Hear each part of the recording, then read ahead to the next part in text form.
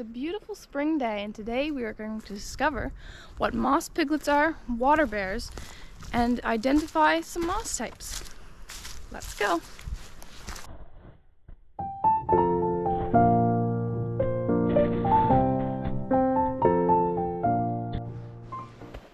Moss will tend to be on the north side of a tree because on the north side there will be less sunlight, and moss love damp areas and shaded areas. They love a lot of moisture.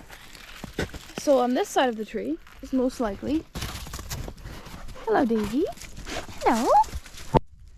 It's most likely the northern side because there's so much moss on this side as we can see here, and over on this side there's hardly any moss at all. So if we take our compass and put it next to the tree, we can see this red needle means north. And right here, the moss is growing on the north side because the red needle is pointed this way. And the moss is growing on this side. Like we mentioned earlier, the moss likes to grow on the north side because it doesn't get as much sunlight. You can do this yourself with your own compass.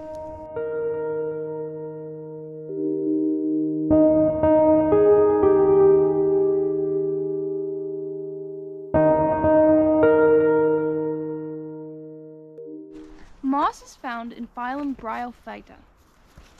This is a little notebook I made with moss in it. Right now we are going to talk about sporophytes. Sporophytes are the part of the moss that produce spores. They are much like seeds for moss. When they are blown in the wind, and when they find a suitable area to grow, they will create a new moss plant. Let's go find some living sporophytes.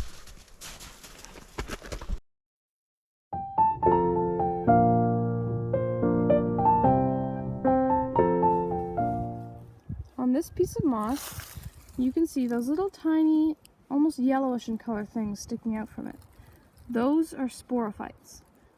Here is the basic anatomy of a sporophyte. The part at the very top is called the capsule.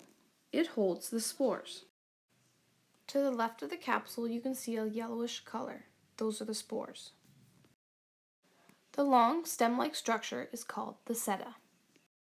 That's the basic anatomy of a sporophyte. Alright, let's identify 3 types of mosses. Let's start with the red-stemmed feather moss. Here's some red-stemmed feather moss right here. If you look in my notebook, you can see that in the center it is kind of reddish color. And it looks almost like a green feather. That's how you tell it is red-stemmed feather moss. This is an eastern haircap. They are very common.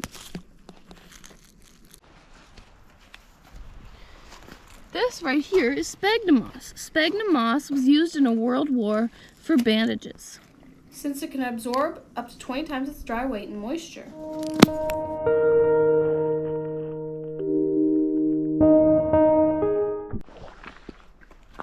Let's talk about moss piglets and water bears. They are found in phylum Tardigrada. Down here it talks about water bears. Water bears are not large animals like you may think, but they are actually microscopic. They have 8 legs and are very, very tiny. These animals suck on the juices of mosses and lichens. They can withstand great temperatures and also lots of radiation. They can also go without water, and it has been known that they could live 9 years without it. Water bears are invertebrates, which means they have no backbone. We are vertebrates, since we have a backbone. Also, dogs are vertebrates. Is she peeing? She's peeing. She's peeing. Here's what I saw under my microscope when I put a piece of moss under it. Since there was no movement, I wasn't exactly sure if it was a water bear. Let's take a closer look. As I looked closer, I counted things that looked much like 8 legs. I even saw something that looked much like a mouth and eyes, but who knows why it wasn't moving. Maybe I'll never know. Now you can go on an adventure and identify some moss. Bring some home with you and maybe make a little craft. Or if you have a microscope, you can look for water bears.